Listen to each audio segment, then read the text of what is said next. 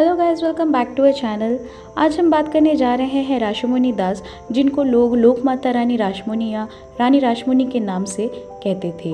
वे बहुत ही बड़े उद्योगपति होने के साथ साथ उनका संबंध बहुत सारे ज़मींदार परिवार से था। उसके अलावा भी वे लोक कल्याण के लिए बहुत सारे काम किए थे। उन्होंने लोगों के लिए अंग्रेज सरकार के खिलाफ भी आवाज़ उठाई थी। रासमणि जी का जन्म 20 सितंबर 1793 को किसान परिवार में बंगाल के कोना गांव में हुआ था। उनके पिताजी का नाम था हरे कृष्ण दास और उनकी माताजी का नाम था रामप्रिया देवी। रासमणि जब 7 साल की उम्र की थी तब उनकी माताजी की मृत्यु हो गई थी। 11 साल की उम्र में उनका विवाह कोलकाता के जान बाजार के रहने वाले बाबू राजा चंद्र दास जी के साथ हो गया था। राजा चंद्र जी एक बहुत ही अमीर जमींदार परिवार से थे।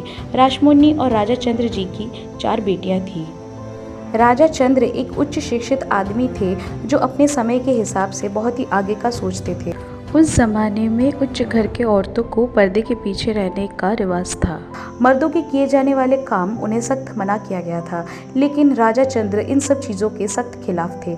उन्होंने रासमणि जी को जमींदारी के काम की देख रेख करने के लिए बहुत प्रोत्साहन दिए थे। उनके प्रोत्साहन के कारण रासमणि जी ने जमींदारी के काम को संभालने लगी थी। बहुत ही कम समय में वह बहुत सारी चीज़ें सीख गई थी। 1836 जब उनके पति की मृत्यु हो गई थी तब रासमणि अंदर से टूट चुकी थी। उनके पति ने अपनी मृत्यु के बाद उनके लिए बहुत सारी ज़मीनें और बहुत सारी संपत्ति छोड़ गए थे, जिसको संभालने का दायित्व रासमणि जी के कंधे पर आ गया था। रासमणि जी हार न मानकर अपने सारी जिम्मेदारियों को निभाना शुरू कर दिया था। उन्होंने अपने सारे ज़मींदारी और अपने सारे व्यवसाय की जिम्मेदारी लेकर अपने सूझबूझ से अपना दायित्व का पालन करती थी।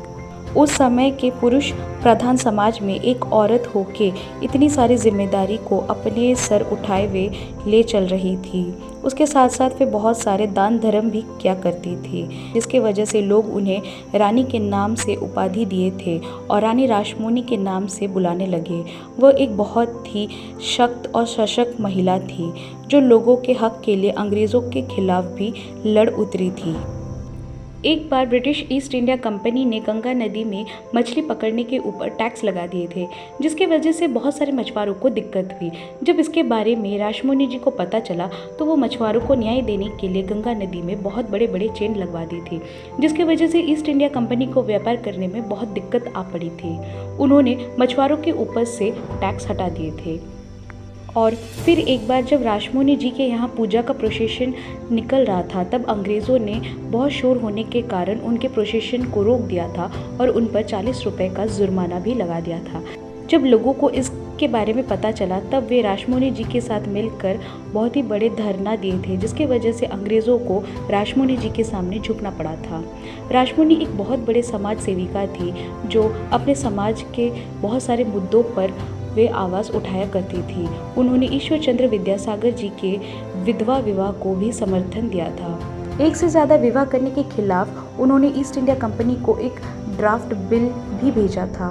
वे बहुत सारे घाट बनाने की जिम्मेदारी भी ली थी, जिसमें से बाबू घाट, आयरतौला घाट और नीमतौला घाट प्रसिद्ध है। रासमणि जी ने अपने पति के काली मंदिर बनाने के अधूरे सपने को भी पूरा की थी। दक्षिणेश्वर काली मंदिर उनके एक बहुत बड़े कीर्ति में से एक है।